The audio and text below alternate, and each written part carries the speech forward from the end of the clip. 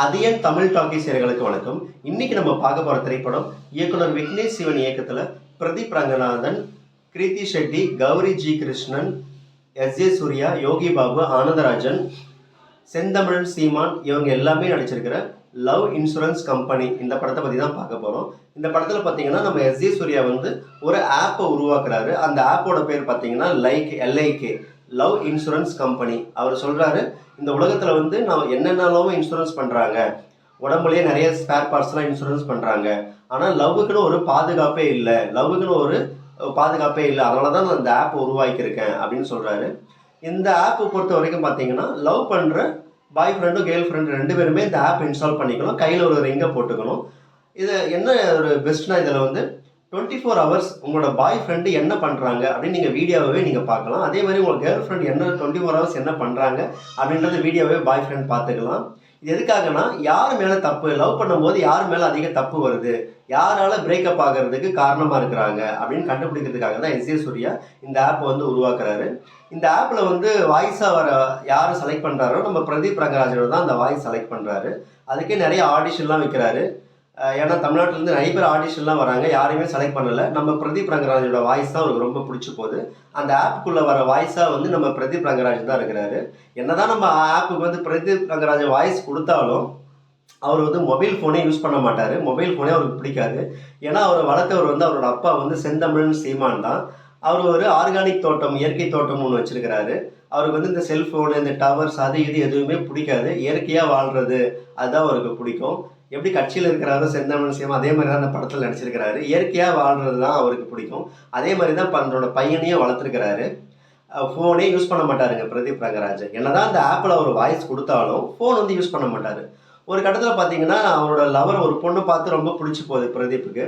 அந்த பொண்ணு பார்த்தீங்கன்னா பிரதீப்புக்கு அப்படியே ஆப்போசிட்டாக இருக்கிறாங்க. அவங்க இந்த யூடியூப்பில் ஷார்ட்ஸ் போடுறது, இன்ஸ்டாகிராம், ஃபேஸ்புக், அது இது எல்லாமே பயங்கர பிஸியாக இருக்கிறாங்க. அவங்க ஷார்ட்ஸ் போடுறது, லாக்ஸ் போடுறது, அந்த மாதிரியான ஒரு செலிபிரிட்டியாக அவங்க இருக்கிறாங்க. லவ் பண்ண ஆரம்பிக்கிறாங்க 2 பேரும். ஒரு கட்டத்தில் பார்த்தீங்கன்னா அந்த பொண்ணு வந்து மொபைல் நம்பர் கேட்குது பிரதீப் கிட்ட, உங்கள் செல் நம்பர் சொல்லுங்கள், என்கிட்ட மொபைலே இல்லை, இது இல்லை, அது இல்லை, லைக் ஆப் இல்லை அப்படின்லாம் சொல்கிறாரு பிரதீப். ஒரு கட்டத்தில் பார்த்தீங்கன்னா அந்த பொண்ணு வந்து வெறுக்க ஆரம்பிக்குது.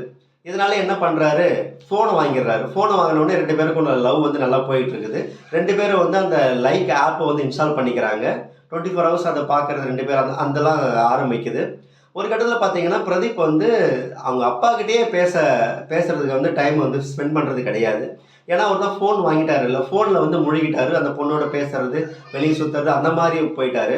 அவங்க அப்பா சீமானோட சாப்பிட்றது கிடையாது, பேசுறது கிடையாது. சீமான் கேட்பார் அவங்க ஃப்ரெண்ட்ஸுக்கிட்ட, டேய் என்னடா ஃபோனுக்குன்னு எதனா வாங்கிட்டானடா, அவன் என்கிட்ட சாப்பிட விட வர மாட்டான், பேச மாட்டான், முன்ன மாதிரி இல்லை அப்படின்னு கேட்குறாரு அவங்க ஃப்ரெண்ட்ஸுக்கிட்ட.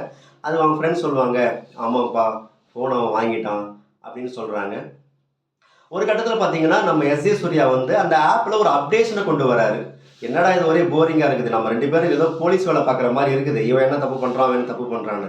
நம்ம புதுசாக ஒரு ஆப்ஷனை வந்து கொண்டு வருவோம் அப்படின்னு லவ் ஸ்கோர்னு ஒரு ஆப்பில் ஒரு அப்டேஷனை கொண்டு வராரு. அதாவது லவ் ஸ்கோர் என்னன்னா, 2 பேரும் லவ் பண்ணுறாங்கல்ல, அவங்களோட ஸ்கோரை பார்த்துக்கலாம். என்ன 2 பேருக்குள்ள ஸ்கோர் வந்து எவ்வளோ இருக்குது அப்படின்றத வந்து செக் பண்ணிக்கலாம். ஒரு கட்டத்தில் வந்து நம்ம ஹீரோயின் வந்து பிரதீப்பும் 2 பேரும் சேர்ந்து நம்மளோட ஸ்கோர் எவ்வளோ இருக்குதுன்னு பார்ப்போம் அப்படின்னு சொல்லி 2 பேரும் ஸ்கோரை செக் பண்ணுறாங்க. 2 பேரோட அந்த பாண்டிங், அந்த ஸ்கோர் வந்து லவ் ஸ்கோர் வந்து 3% தான் வருது. உடனே இதனால் வந்து அந்த ஹீரோயின் வந்து ரொம்ப டென்ஷன் ஆகிடுறாங்க. என்னது, நம்ம இவ்வளோ லவ் பண்ணிகிட்டு இருக்கோம், நமக்கு ஏன் இவ்வளோ ஸ்கோர் கம்மியாக வருது, அப்போ உனக்கு எனக்கு செட்டே ஆகாது அப்படின்னு வந்து உடனே பிரேக்கப் பண்ணிடுறாங்க நம்ம ஹீரோவை. உடனே நம்ம ஹீரோ வந்து கடுப்பாயிடுறாரு, பயங்கர வெக்ஸ் ஆகிடுறாரு. என்னடா ஒரு ஆப் வந்து நம்மளை இப்படி பிரிச்சிடுச்சே, கண்டிப்பாக ஆப் சொல்கிறதெல்லாம் இப்படி நம்ம நம்ப முடியும், ஒரு லவ் ஸ்கோரை வந்து ஆப் எப்படி தீர்மானிக்கும், நம்ம 2 பேர் லவ் பண்ணுறோம்னா நமக்கு தான் தெரியும் நமக்கு உள்ள எவ்வளோ பாண்டிங் இருக்குது, ஒரு ஆப் எப்படி நம்மளை தீர்மானிக்க முடியும் அப்படின்னு சொல்லிட்டு எஸ்.ஜே. சூர்யாவோட பயங்கர சண்டை போடுறாரு. என்ன சொல்கிறாருன்னா, அதாவது லவ் பண்ணுறதெல்லாம் ஓகே, பட் ஒரு ஸ்கோர் எப்படி எங்களுக்குள்ள இருக்கிற பாண்டிங் ஒரு ஆப் எப்படி சொல்லும் அப்படின்னு எஸ்.ஜே. சூர்யா கிட்ட ரொம்ப சண்டை போடுறாரு. உங்கள் ஆப்பே பொய், அது போலி, ஃபேக்கு, அதை வந்து நாங்கள் எல்லாம் இன்ஸ்டால் பண்ண போகிறேன் அப்படி இப்படின்னு சொல்கிறாரு. உடனே எஸ்.ஜே. சூர்யா ஒரு சவால் விடுறாரு நம்ம பிரதீப்புக்கு. என்னன்னா, சரி ஓகே, நீ சொல்கிறத நான் ஒத்துக்கிறேன், நீ சொல்கிறது நான் சொல்கிறத நீ பண்ணிட்டேன்னா நான் வந்து என்னோட ஆப்பு தான் தப்புன்னு நான் ஒத்துக்கிறேன். என்ன சொல்கிறாருன்னா, உன்னை பிரிஞ்சு போனா இல்லை அந்த லவரு, அவளை வந்து எப்படியாவது நீ லவ் பண்ணி அவளை நீ மேரேஜ் பண்ணணும். அப்படி நீ மேரேஜ் பண்ணிட்டீங்கன்னா என் ஆப்பு வந்து நான் தப்புன்னு நான் ஒத்துக்கிறேன். ஏன்னா, என் ஆப் வந்து கரெக்ட்டா தான் சொல்லியிருக்குது. உங்களுக்கு 2 பேருக்கு செட் ஆகாதுன்னு சொல்லிடுச்சு. அப்படி செட் ஆகாதுன்னு சொன்னத, நீ வந்து லவ் பண்ணி, மேரேஜ் பண்ணி எனக்கு ப்ரூவ் பண்ணு. நான் என் ஆப் வந்து நான் உண்மை. என் ஆப் தான் போலி அப்படின்னு நான் ஒத்துக்கிறேன் அப்படின்னு எஸ். ஜே. சூர்யா கிட்ட சவால் விடுறாரு. இந்த சவால்ல வந்து நம்ம பிரதீப் வந்து ஜெயிச்சாரா? எப்படி ஜெயிச்சாரு அப்படின்னு சொல்லி முடிக்கிற படம் தாங்க இந்த லவ் இன்சூரன்ஸ் கம்பெனி.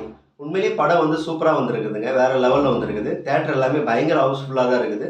டெய்லியும் வந்து ஹவுஸ்ஃபுல்லா தான் ஷோஸ்லாம் ஓடிட்டு இருக்குது. இந்த படத்துல நடிச்ச எல்லாமே சூப்பரா நடிச்சிருக்கிறாங்க. அதுவும் யோகி பாபுலாம் சொல்லவே வேணாம். யோகி பாபு வந்து அந்த நம்ம ஹீரோயின் கூடவே வருவாரு. யோகி பாபுவோட கேரக்டர் என்னன்னா, ஓப்பன் ஃப்ரெண்ட். ஓப்பன் ஃப்ரெண்டுன்ற ஒரு கேரக்டர்ல டிஃப்ரெண்டா நடிச்சிருக்கிறாரு. அந்த ஓப்பன் ஃப்ரெண்டா வந்து அவர் பண்ற காமெடிஸ்லாம் இருக்குது வேற லெவல்ல இருக்குதுங்க. சூப்பரா வேற லெவல்ல நம்ம யோகி பாபு காமெடி பண்ணியிருக்கிறாரு. எஸ். ஜே. சூர்யா சொல்லவே வேணாம். எஸ். ஜே. சூர்யா பத்தி நம்ம சொல்லி தான் புரியணும்னு கிடையாது. அந்த அளவுக்கு வேற லெவல் அவரோட ஆக்டிங்லாம் இருக்குது. வழக்கமாக அவரோட எல்லா படங்களையும் வெளுத்து கட்டுவாரு. அதே மாதிரி இந்த படத்துல வேற தரமான சம்பவங்கள் சூப்பரா நடிச்சிருக்கிறாரு. ஹீரோயின் நல்லா நடிச்சிருக்கிறாங்க. செந்தமிழ் சீமான் பத்தி சொல்லவே வேணாம். அவர் ஆர்கானிக் தோட்டம் எப்படி அவர் நாம் தமிழர் கட்சியில வந்து இயற்கை சார்ந்து அப்படி பேசிக்கிட்டு இருப்பாரோ அதே மாதிரி தான் இந்த படத்துலையும் நடிச்சிருக்கிறாரு. இந்த ஆப்ல யாரெல்லாம் அடிக்ட் ஆகிட்டு ரொம்ப அந்த ஃபோனை வெறுத்து ஒரு தண்டனைக்கு உட்படுறாங்களோ அந்த தண்டனையை வந்து இந்த ஆர்கானிக் தோட்டத்தில் தான் எல்லாருமே நடைமுறைப்படுத்துறாங்க. அந்த ஆர்கானிக் தோட்டத்தில் தான் தண்டனையை அனுபவிக்கிறாங்க. ஃபோனே யூஸ் பண்ணக்கூடாது ஒரு மாதம். அவங்களோட தண்டனை பொறுத்து 1 வாரமோ 10 நாளோ ஃபோனை யூஸ் பண்ணக்கூடாது. அவரோட தோட்டத்தில் தண்டனை அனுபவிப்பாங்க. அதுக்கு தண்டனை காலம் முடிஞ்சதுக்கப்புறம் வெளியே வந்துடலாம். அந்த மாதிரி ஒரு ஆர்கானிக் தோட்டத்தை நடிச்சிருக்கிறாரு. செந்தமிழ் சீமான் வந்து சூப்பராக நடிச்சிருக்கிறாரு. சொல்லவே வேணாம். உண்மையில் நல்லா நடிச்சிருக்கிறாரு. இந்த படம் எப்படி இருக்குது? ஃபைனலாக இந்த படம் எப்படி இருக்குன்னா உண்மையிலேயே சூப்பரான படங்க. ஒரு நல்ல ஒரு என்டர்டைன்மெண்டான படத்தை தான் நம்ம விக்னேஷ் சிவன் எடுத்திருக்கிறாரு. அவரே எழுதி அவரே டைரக்ஷன் பண்ணியிருக்கிறாரு. நயன்தாரா தான் இந்த படத்துக்கு ப்ரொடக்ஷன் பண்ணிக்கிறாருங்க. உண்மையிலே எல்லாரும் போயிட்டு தியேட்டரில் போயிட்டு இந்த படத்தை பாருங்கள். படம் ரொம்ப நல்லா இருக்குது. Love insurance company. நீங்கள் பார்த்து கொண்டிருப்பது உங்கள் அதியன் தமிழ் டாக்கீஸ். இது சிங்கிள் ஷாட் ரிவ்யூ. இந்த ரிவ்யூ உங்களுக்கு பிடிச்சிருக்கும்னு நினைக்கிறேன். லைக் பண்ணுங்கள், சப்ஸ்கிரைப் பண்ணுங்கள், ஷேர் பண்ணுங்கள். நன்றி, வணக்கம்.